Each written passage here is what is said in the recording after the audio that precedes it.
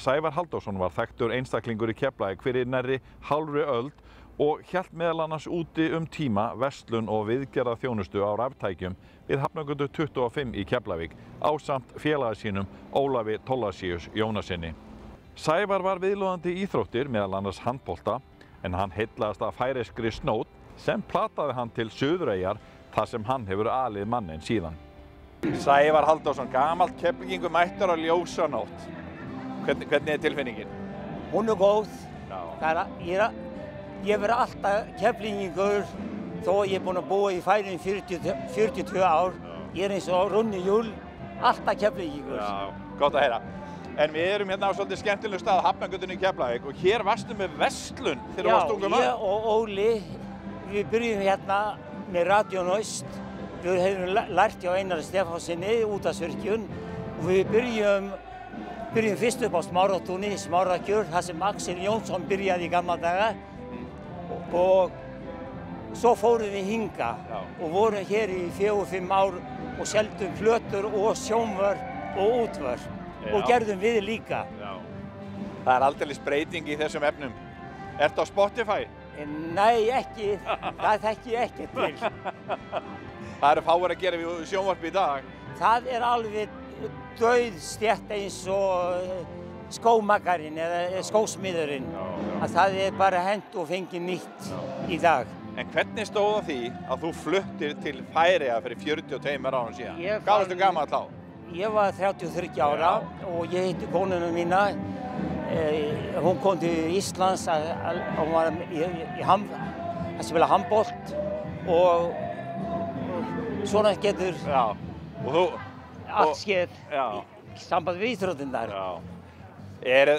Hvernig er mikill munur á Færeyjum og Keflavík? Eða Íslandi? Já, Færeyingarnir eru voðalega vinarlegir og hrekkalaus þjóð og þeir líta alltaf upp til Íslendingar og allir þessi gömlu mennirnir sem koma í kaffi hjá mér. Ég hef svona kaffistofu þar sem ég er að gera við eitt og eitt sjónvarp og eitt og eitt útvarp.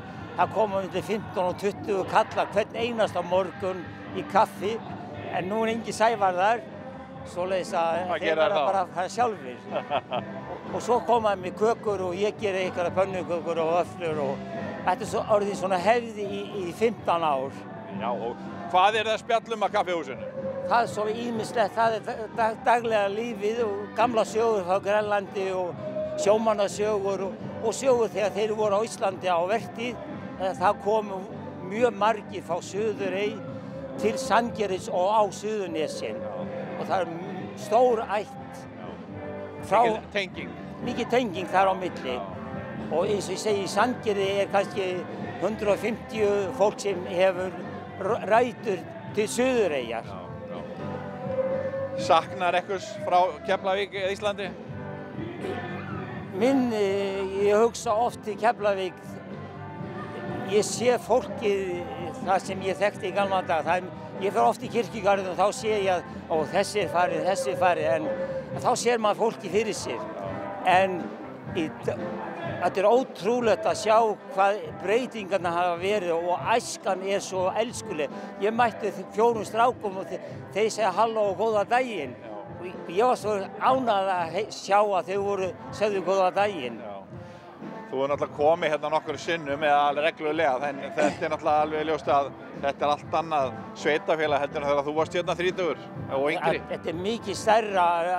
Í gamla daga þá þekkti mann næstum hver áttu heim í hverju húsi og sú tíð er farin. En það er sama neisti í Keflavík eins og var í gamla daga.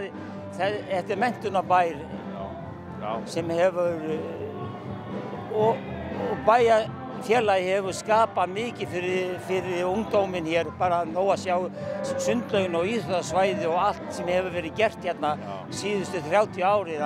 Man gat ekki dreymt að svona fór að koma í Keflavík miðað við gömlu sundlaugina og gamla malarvöllum fyrir ofan Hringbraut. Þú varst nú í íþróttum og varst að þjálfa líka, handbolta og eitthvað fleira, ef manni það ekki rétt? Já, ég var mikið í KFK og Siggi Steindórs, hann var höfðingi hjá okkur öllu strákanum í KFK og það má segja að handknattleikurinn og fótbolt, knattspyrna eins og Hafsteinn Guðmundsson, þeir tveir höfðingjarnir, þeir sköpuðu knattspyrnuna og handboltan á minni þegar ég var ungur.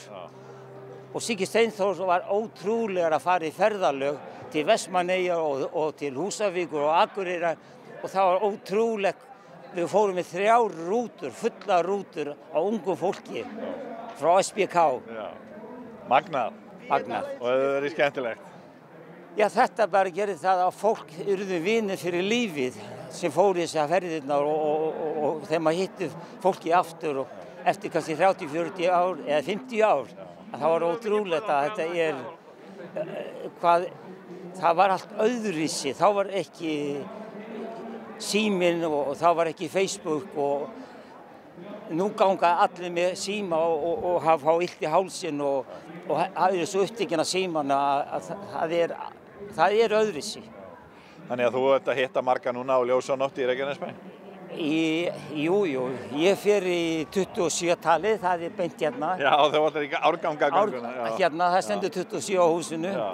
Svoleiðis að, og svo mætist við á dúskaffi og það er alltaf gaman að hitta skólafélaga og skólasystkini og það er sama í neistinn hjá þegar maður sér þau aftur að koma og ekki saman og spyrja eftir Færeyjum og hvernig ég hafi það og það er bara gaman.